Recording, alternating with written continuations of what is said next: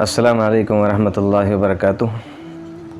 دوستو، ہم نے بات کی تھی پچھلے ایپیسوڈ میں قربانی کے اندر کیے جانے والے اعمال اور ان کی فضیلت کیا ہے۔ تو قرآن نے جو فضیلت بیان کی ہے اس کو بیان کیا گیا تھا اپنے چھوٹے سے علم کی بنیاد پر۔ اب ہم بات کریں گے کہ ان دنوں میں جو اللہ رب العزت نے بڑے اعمال ہم ایمان والوں کو عطا فرمائے ہیں وہ کیا ہے۔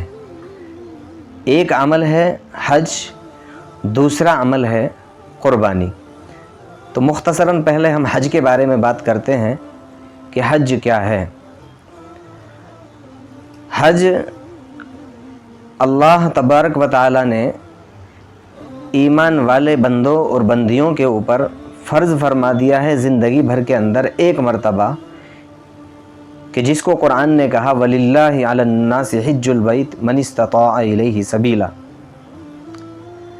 کہ اللہ کے گھر کا حج کرنا جو استطاعت رکھتا ہے۔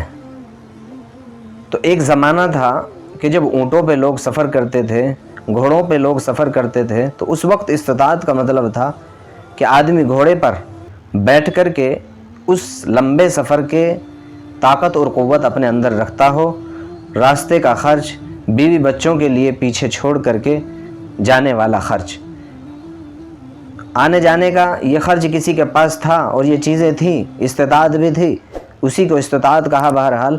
تو اس شخص کے اوپر اس زمانے کے اعتبار سے حج فرض تھا۔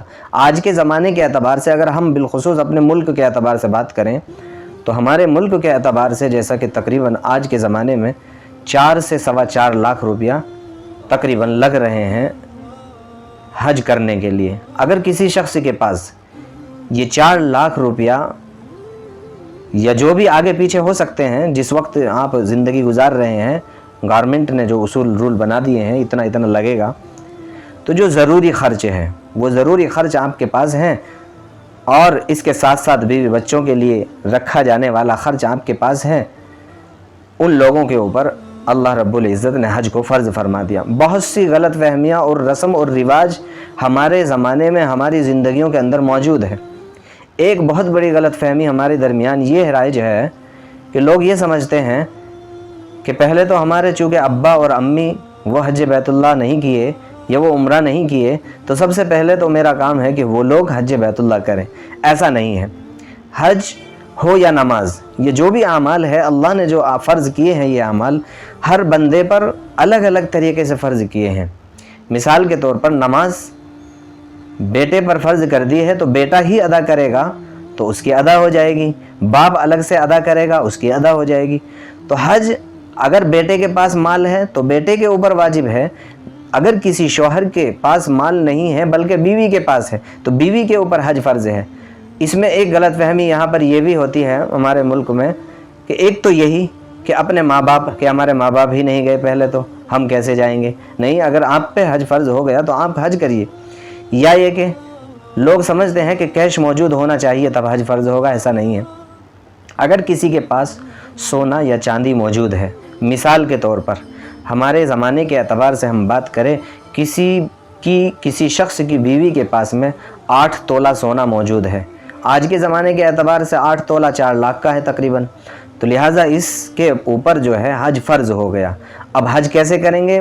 شریعت کا حکم یہ ہے، زکوٰۃ ہو یا حج، جو بھی اعمال ہے، اگر آپ کے پاس کیش کے بجائے سونا، چاندی یا مال تجارت، یہ اشیاء اور اسی طرح سے کیش، یہ سب اشیاء کو ملا کر کے آپ کے پاس میں زکوٰۃ کا نصاب بن رہا ہے، اب زکوٰۃ دینا واجب، یا اسی طرح سے حج کا نصاب بن رہا ہے تو حج کرنا فرض ہے۔ لہٰذا اب اس سونے کو بیچیے، چاندی کو بیچیے، جو چاہے کریے، جیسے بھی ہو، بہرحال اب ادا کرنا لازم اور فرض ہو جاتا ہے۔ تو حج ایک تو تھی یہ بات کہ حج کس کے اوپر فرض ہے۔ حج اس بندے اور بندی کے اوپر فرض ہے کہ جو استطاعت رکھتا ہو، یعنی جس زمانے کے اعتبار سے آپ جی رہے ہیں، آج کے اعتبار سے ایروپلین، گھوڑوں اور اونٹوں کا تو زمانہ ہے نہیں کہ کم خرچ میں ہوگا، آج کے زمانے کے اعتبار سے ایروپلین ہے، تو لہٰذا اسی کے ذریعے سے جو خرچ ہے موجود، اس خرچ کے اعتبار سے آپ کے اوپر اگر پیسہ موجود ہے تو تو یہ بھی لازم نہیں ہے جیسا ہمارے زمانے میں ہو رہا ہے کہ پہلے جو ہے مکان بنایا جائے گا، پہلے بچوں کی شادیاں کی جائے گی، ایسا نہیں ہے۔ جب آپ پر حج فرض ہو چکا تو اب حج فرض ہے۔ اور بہت اہم بات ہمارے زمانے میں اگر ہم دیکھیں تو یہ بھی ہے کہ جوانی میں اس کو نہیں ادا کیا جاتا۔ بالخصوص ہمارے ملک میں اگر ہم جائزہ لیتے ہیں تو زیادہ پرسنٹ لوگوں کی تعداد یہ ہے کہ بڑھاپے کی زمانے میں یہ حج ادا کیا جاتا ہے۔ تو ایسا نہیں ہے، بلکہ یہ عبادت بہت مشقت والی عبادت ہے اور بہت خاص ہے، تو لہٰذا جوانی کے دنوں میں ہی اس عبادت کو ادا کیا جائے۔ اس کے ساتھ ساتھ جو ادا نہیں کرے گا تو اس کے لیے کیا ہے؟ ایک تو ہوئی فرضیت کا معاملہ، ایک ہے حج ادا فرض بھی ہو گیا پھر بھی نہیں ادا کر رہا۔ تو دیکھیے اللہ اور اس کے رسول صلی اللہ علیہ وسلم نے اس شخص کے اوپر بہت ہی سخت وعید ارشاد فرمائی ہے جس کے اوپر حج فرض بھی ہو گیا پھر بھی نہیں ادا کر پا رہا ہے۔ فرمایا اللہ کے رسول صلی اللہ علیہ وسلم نے جس شخص پر اللہ رب العزت حج فرض فرما دے اور اس کے باوجود استطاعت رکھتے ہوئے حج ادا نہیں کرتا تو کوئی گارنٹی نہیں ہے اس بات کی کہ وہ یہودی ہو کر مرے گا یا نصرانی ہو کر۔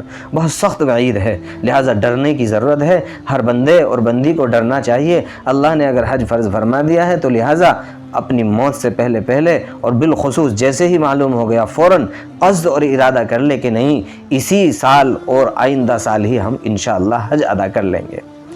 اور اللہ کی قسم یہ بہت عظیم بات ہے کہ دنیا میں کوئی شخص یہ نہیں کہہ سکتا کھڑا ہو کر کہ اس نے مال حج کے اوپر خرچ کر لیا ہو اور یہ کہہ رہا ہو زندگی میں کہ میں فقیر ہو گیا، میں غریب ہو گیا۔ اللہ اور اس کے رسول صلی اللہ علیہ وسلم نے وعدہ کیا ہے جو بندہ اور اللہ کی جو بندی حج ادا کرے گا اللہ اس کے مال میں اضافہ فرما دیں گے، بڑھوتری فرما دیں گے۔ ہم دیکھتے ہیں بہت سارے لوگ حج کرنے کے بعد مالدار ہوتے ہوئے حج کرنے کے بعد غریب ہوتے ہوئے نہیں دیکھتے۔ تو حج کے اوپر خرچ کر کے کوئی غریب ہو رہا ہو ایسا نہیں ہے۔ تو جو چیز اللہ رب العزت نے اللہ کے رسول صلی اللہ علیہ وسلم نے رولز بنا دیے ہیں وہ رولز ہماری زندگیوں کے اندر کیسے آ جائے اس کی ہمیں بہرحال کوشش ہی کرنی چاہیے۔ اللہ سے دعا ہے اللہ مجھے بھی ہم سب کو عمل کرنے کی توفیق مرحمت فرمائے۔ وما علینا الا البلاغ۔ ملتے ہیں انشاءاللہ اگلی ویڈیو میں۔ السلام علیکم ورحمۃ اللہ وبرکاتہ۔